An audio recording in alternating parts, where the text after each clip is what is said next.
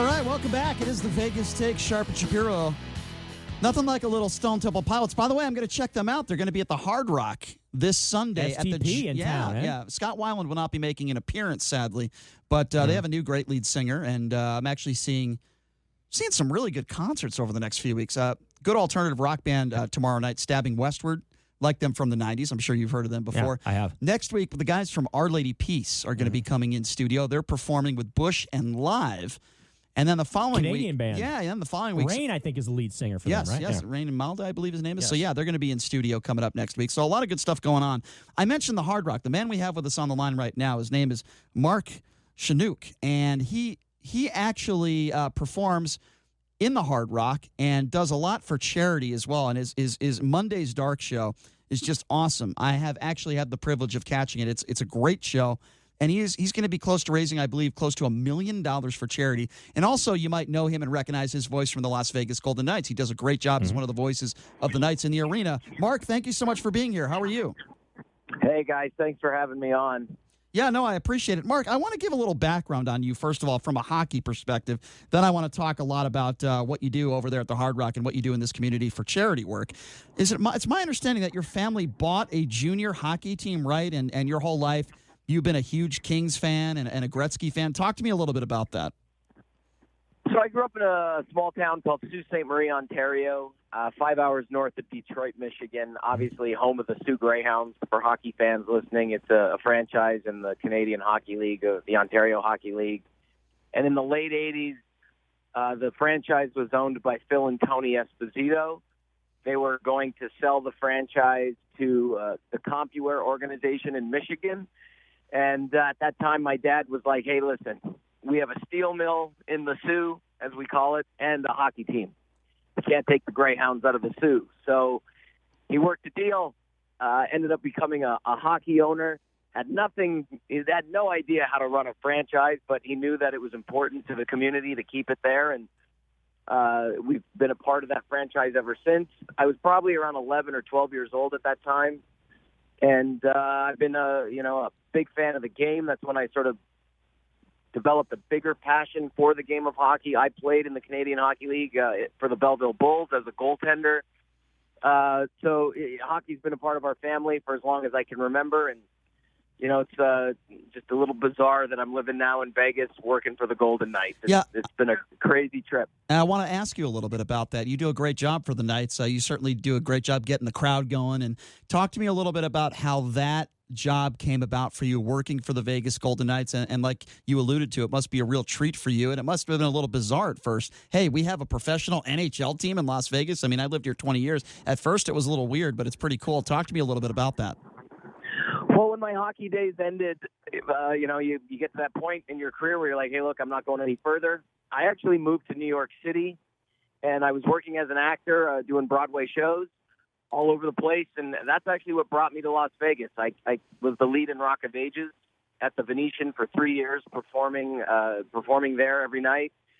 And that's when I discovered that there was this Vegas Wants Hockey campaign, and it was before it was the Golden Knights. Mr. Foley reached out to a couple guys in the community to start this sort of committee, the Founding 50 or Founding 75, and I made a phone call to Todd Pollock, who was the only employee at the time, and it was his job to just convince people that we needed season tickets sold. And I joined that committee, helped spread the word about what I thought pro hockey would mean to Vegas.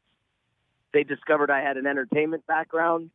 I met with, their entertainment team once they sort of had a staff in place. Once the franchise was granted and there was a staff in place, and the rest is history. I became one of the in-arena host members, and it's been a trip, man. It's crazy. It's a Stanley Cup final in year one. Weren't you wrong with that? Correct me if I'm wrong. Weren't you asked to do the NHL AllStar Game too? I work for the league as well, so I host all of the major events for the National Hockey League when they're produced by the National Hockey League. So, for example, if there's an All-Star game or an outdoor game or an award ceremony that's presented by the NHL, I'm their host. They bring in their own production team to whatever city they may be going into to produce a game. So if it's the Winter Classic or the Stadium Series, I'm heading up to Regina, Saskatchewan for the Heritage Classic later this month. So it's been a trip that the league has taken notice of what's going on here in Vegas, and I'm honored to say that I host for the NHL. There's 31 teams in the league, and they picked the kid from Vegas to help host their event. So awesome. I'll take that as a compliment to what we're doing here in Vegas. So, Mark, as somebody who grew up in Ontario like you did, myself, I grew up in Lansing, Michigan, a huge Detroit Red Wing fan. So you're well aware of, fan bases in Toronto, Ontario, obviously with the Maple Leafs, of course in Detroit with the Red Wings, and of course later on with the Ottawa Senators in Ottawa. I wanted to get your thoughts on your impression of, the town in Las Vegas, how they have embraced this franchise, a city that not everybody's going to say, oh, yeah, that should be a hockey hotbed. Have to get your thoughts on how this fan base has responded to this team in the first 2.5, almost 3 years now. Yeah, I have a disclaimer, though. I was a Red Wings fan, even though I'm from Canada. Where I grew up, we were bordered with Michigan, and Detroit was much easier to get to than Toronto as a kid. And I remember driving 75 south all the time to head to Old Tiger Stadium and to Joe Louis Arena. A good friend of our family, Paul Boyer, I got to give him a shout-out. He's been the equipment manager for the Red Wings for as long as I can remember, and he's one of my brother's dear friends. So I'm a big Red Wing guy as well. But when it comes to fan base, I just think with everything that happened in Vegas with the shooting on October 1st, pro sports plays a big part in bringing the community together. Whether it's a tragedy or something to celebrate, pro sports is always around that. And, I'm a big fan of the game, but I truly believe that we just happen to be there at the right time to help bring the community together. And it certainly didn't hurt that the product on the ice was top-notch. We were very fortunate to have an incredible core of players that are going to be with us for a long time, and it's something special. But we have smart sports people here. Like, I don't think that I just think people are still the national thought behind Vegas is, hey, do you live on the Strip? Do you live in the Venetian? And I would get that every day when I would tell people I'm doing Rock of Ages at the Venetian. They'd be like, oh, do you live in the hotel? I'm like, no. Yeah. So I think nationally on that level, I think there's still a little bit of that stigma where people think Las Vegas is the Strip, and they don't understand that 20 minutes in any direction, there's an amazing community of people who live and breathe Las Vegas and make the city go. And it just so happens that the Vegas Golden Knights happen to be the first pro team, and they really did an incredible job to bring the community together.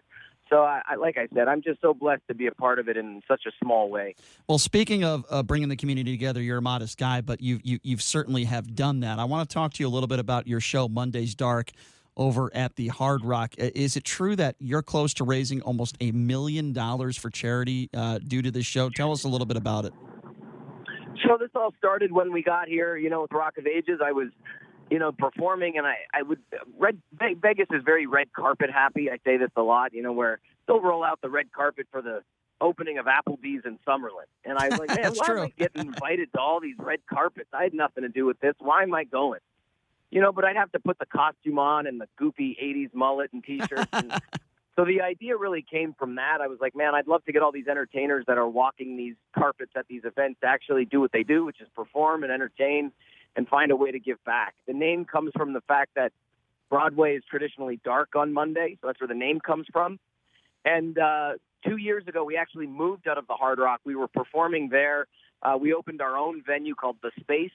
So Monday's Dark has been operating out of a venue called The Space here in Las Vegas. And every other Monday, it's essentially a 90-minute off-the-cuff variety show that's $20. 100% of that $20 goes to our featured charity. We pick a different charity every 2 weeks. And in those 90 minutes, we raise $10,000 for that charity. Wow. So every party that we throw, we raise $10,000 for a local charity. And this December, we hit our 100th party. So we'll have partnered with 100 local charities, giving them each $10,000. So the math there's $1 million. It's just something that exploded. We didn't anticipate it being this big or this fun, but it's kind of like this underground thing that happens in Vegas that the charity community here in Vegas understands that we have a wait list of about 80 charities on our list waiting to partner with us. We do 21 events a month, so it's every other Monday except for December, and we do one in January. And it's just fun, So if you're listening, go to mondaysdark.com. It's just this goofy project that we started, just thinking, hey, let's figure out a way to give back, and it's turned into something bigger than we ever imagined. And I love it. It's really the focus of our life. My wife and I, we work on this together, and we just love meeting people in Vegas that are committed to helping an organization. So we're kind of like a mini pass-through. We throw these events, and we help a different charity every other Monday. And learning about the people involved in all these organizations has really been an unexpected blessing, because these people have dedicated their lives to a cause. And you can imagine what kind of people those people are. So it's been great to meet them and help them in a small way that, we can't. I'm an entertainer, so, I can't write big crazy checks, but I can help throw a party and write you a check for $10,000. Mark Shunock joining us live here on the Vegas Take. He's with, of course, a great show, Monday's Dark, a Las Vegas show for and about the local community. But, Mark, I have to say, full disclosure myself, I'm a massive fan of yours from your show that you did, Rock of Ages, at the Venetian. It was obviously back in that time period. We're talking about, of course, the mid-2000s to later on when the movie came out, and there's a big focus on that show. You did a tremendous job on that. And, it had that, obviously, we love nostalgia. I don't want to date myself too much, but I was born, in the early 70s. So I have a special place in my heart for that type of music in that show. How much fun was that to be a part of that? Anytime you get to walk out on stage every night and sing some iconic 80s hits, it's a good day at work. And that was my life for 3 years at the Venetian. And, I'm still associated with the project. The producers and creators are still really great friends. They're reopening the show in Hollywood on Hollywood Boulevard. So that opens this fall, I think some point in October. It was such an incredible time for me. And obviously, I'm going to always have a great place for that show in my heart, because it brought me to Las Vegas. Mm-hmm. And Las Vegas is my home. I don't see myself going anywhere anytime soon. So, my wife and I are rooted here. We've got, so many things on the go. I'm working with Top Rank Boxing, which is based here. I'm on ESPN with those guys. And who would have thought, this Broadway kid from Sault Ste. Marie, Ontario, is working with a National Hockey League franchise, hyping the crowd. And then I get to go and do some goofy fights with Top Rank Boxing. It's been a cool ride. Vegas has been good to me, and Monday's Dark is our way of giving back. Well, there's no question that you've been very good to Vegas as well, and I know you also have a Vegas Golden Knights watch party tonight over there at Legacy Stadium. Mark, we're up against a break here. Thank you so much for taking the time to join us. We appreciate it. Keep up the great work, my man. You're doing some great things in this town. Thanks for having me. You have a great show, man. Really appreciate you taking the time to have me on. You bet. Absolutely. Anytime. There you go. Go Mark Greyhounds. Shunock joining us here live on the Vegas Take, and we're going to take a quick break. And when we come back, I had a little bit of a run-in with Phil Mickelson. We're going to talk a little Shriners Hospital for Children's Open Friday. It's the second day of the tournament right now. That's right. Brian had a little run-in with Phil Mickelson. It's funny. It's a good story. We'll get to that and much, much more when we come back, and we'll give you an update on the leaderboard. You're listening to the Vegas Take right here on the all-new 101.5 FM, 720 AM, KDAWN.